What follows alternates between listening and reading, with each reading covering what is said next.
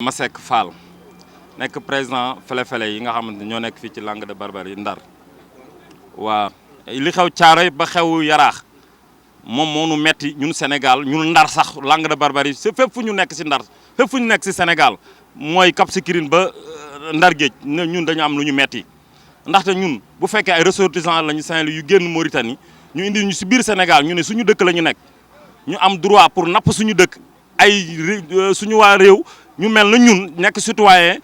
am fulla gu toll naka ànd ak seen ay maire bi nga xam mooy maire Yaraax bi nga xam ku irresponsable du responsable parce que bu génnee si jàkkaarloo ñu teg ko mu wax ne moom day déplorer ministre bi wax ministre bi ci wàllu boppam ministre bi yore wàllu wér-gu-yaram wax ko ba ministre bi xam na la mu wax bu baax wax ko ay nit ñoo ngi ñëw di teer ci couvre-feu bi loolu amul loolu lu taxawul la lu du dëgg loolu amul activité bi am xew-xew bi am ci Sénégal ñun ñëpp ñoo am naqar benn sénégalais Ndar gii nii may wax ak yow nii 6 heures bu jotee doo fi gis benn picc bu fiy taxawaalu te ñun ku ne xam na ni lu ñu am ci àdduna jën moo nu ko gënal waaw. ba nu dem ci Yaraax nekk fa di liggéey suñu liggéey di daan suñu doole ay nit na ñun jël am fulla gu toll naka nekk ci biir Sénégal jël suñu alal teer suñu ay gaal suñu kanam ku ne xam na ni ñun boo ñu ku nu woo ci guuxum soow ñun doy nañ ci sëkk ci loolu. ñun nag fi nu toll dañu tolluwul ci xeex dañu tolluwul ci xulo dañu tolluwul ci fajal suñu bopp dañu tolluwul ci fajal suñu bopp ñun état Sénégal la ñu yaakaar ci lépp loo xamante ni fi mu toll ci état d'urgence bi ñu nekk nii état Sénégal lañu jël yëpp teg ko ci loxoom. bu fekkee ne préfet dafay jël ay loi ba pare bokk ak mairie ba nga xamante ni mairie ba ñuy wax na mairie ba nekk sa dëkk ba mairie boo xam ne du mairie kooku man mi sax maa ko fa tee ne foofu mu war a nekk foofu du place am mairie boobu nañ ko fa jëlee parce que bu wootee ne kaay leen yi ma yee fitna ma woo waa Yaraax yëpp woo leen ci suuf bu génne di matt di ëf dafay matt di ëf la mu wax démb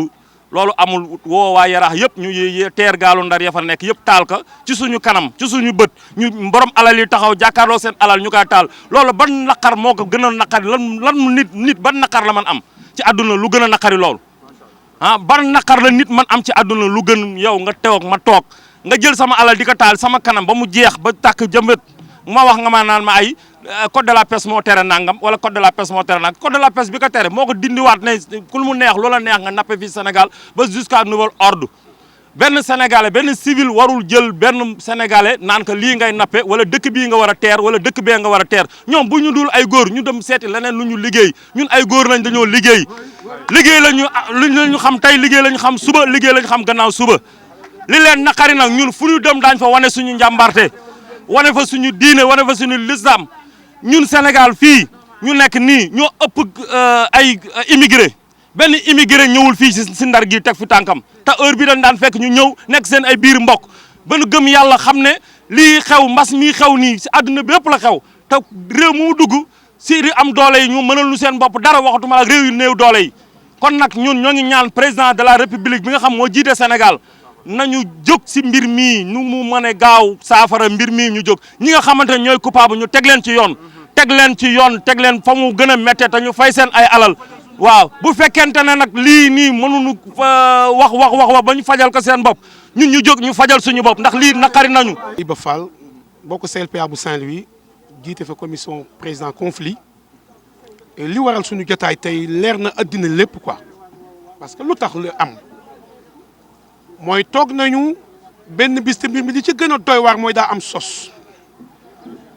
boobu la ñu bëgg a dindi opinion publique bi ñu xam ni loolu ñu wax ñoom layale ko mbir mi amul muy dafa am gaal yu fa jógee fii teer ci seen dëkk ci affaire corona bi amul gaal yooyu ñu yàq ngeen gis ko ci image bii muy daw na addina yëpp xam ni gaal yooyu foofu la nekkoon di liggéey ñoom ñoo yeewu suba attaqué leen taal seen gaal image yaa ngi daw na ngeen xool bax partie civile bi am na riposte wala yéen a ngi gis gaal gu yëpp ay nit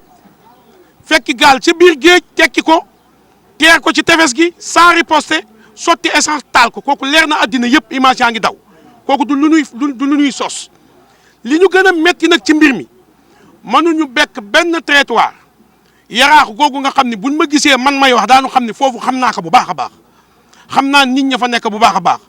parce que tey jii askan woo xam ne askanu mool nga ci addina bi am nga lu la metti boo gisee image bii fi addina bi toll matériel ni mu seere ni mu méttee donte nit ki sax da ngeen amoon problème matériel war nga ko fa bàyyi ndax bu paree c'est la suturloo mais da nga ko teer sotti ci essence taal ka amuloo loo koy layale yow monsieur le maire lu dul dafa am arrêté bu ñu tëgg mu nekk ci code de la pêche bi te yow xamuloo ci li nga wax loolu dara code de la pêche bi bu mu dëggalee ni mbaalu caas amul mais dafa ko dañu bindaat beneen arrêté pour ministre bi ni mën nañ ko yoonal ba keroog ñuy am lu ko fi jëlee mais loolu sax bu amee du yéen ay fajal seen bopp xanaa du état de droit la ñu am yéen a génn du yéen ay génn yéen yaakaar dafa am ko am feebar wala am ko fi dugg mais autorité bi ñoo ngi seen bët mais woowu leen ñu ñëw jël ñooñu yóbbu mais loolu yëpp amul yéen fi démentir yëpp du lu am ñoo ngi lancé nag appel chef de l'État autorité yi ci addina bi yëpp lii bu ko kenn seetaan kenn mënu ko seetaan suñu ko seetaanee état bi dootul nekk état de droit si dañuy porter plainte dañuy porter plainte ànd ak sunu ay autorité parce que lii kenn mënu ko seetaan waaw parce que metti na koo góorgóorlu nga jël alalam sotti essence taal ba mu jeex takk ñu wax la nga ni daf fi jógee dugg fi te kenn maa ngi leen di waatal ne kenn dugg fi lu tax ñoom ñu justifier loolu dinaa ko leeral fan yi yéen ñëpp yéen a ngi dégg ni ñoom waa Yaraax génn nañ ci guddi ni dafa am gaal gu jógee Guinée teer na fee dàqanan ka teer na fi dàqanan ka te loolu yëpp dara du ci dëgg tegaguñu bët gaal googu pour maanaam bu yee xelu doomu aadama yi lañ ci duggee woon mais duggee wuñu ci woon lu am lii leen doon yoonal moo tax bi ñu yoonalee loolu feeñ na démb mooy ñu ñëw dal ci kaw nit gaañ leen yàq seen alal te du dikk fenn te loolu ñoo ngee ñaan képp ku ñu mën dimbali ci lii nga dimbali ñu si territoire Sénégal benn territoire la benn dëkk la benn république la ñu amul ma Samba amul ma Demba ñun ñëpp ñoo fi yem waaye Yaraax am nañ droit napp Ndar am nañ droit napp Kayaar ñun tam am nañ droit napp Yaraax am nañ droit napp fépp te Yaraax maa ngi leen di xamal ni tefes la goo xam ne jaayukaayu jën la mais bu ñu nattee si géej gu noonu nappe amul kenn ku fay nappi gaal yooyu ñuy wax nappe wuñu fa ñoo ngay nappi si géeju Ndakaaro wala géeju Yoff géej gi ñu bokk ñun ñëpp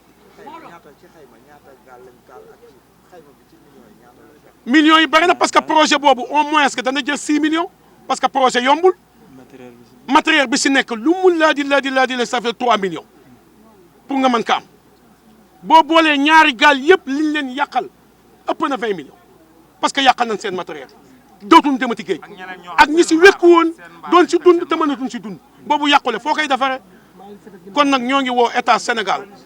mu taxaw taal nañ suñu mbaal yi si tefes gi te loolu nekkul dëgg nekkul yoon am na ñoo xam ne ñoo ngi foofu ci Yaraax te mbir mi neexu leen du ñëpp ñoo ko encouragé am na ñoo xam ne ñoo nga sa Yaraax fa lañ dëkk mais biig ba léegi ñoo ngi ñoo woo neexu leen buñ ci mënoon dara du am kon nag ñooñu ko def yéen waa Yaraax ak ñun ak état Sénégal nañu boole suñu doole ñu sanctionné leen ba bu ëllëgee keneen ku ko bëgg a xalaat dootoo ko def. Baye Diallo, je suis le coordonnateur du conseil local de la pêche artisanale de Saint-Louis. Bon, cette situation-là, nous ne pourrons pas le qualifier que de l'hypocrisie, de la méchanceté pure et dure.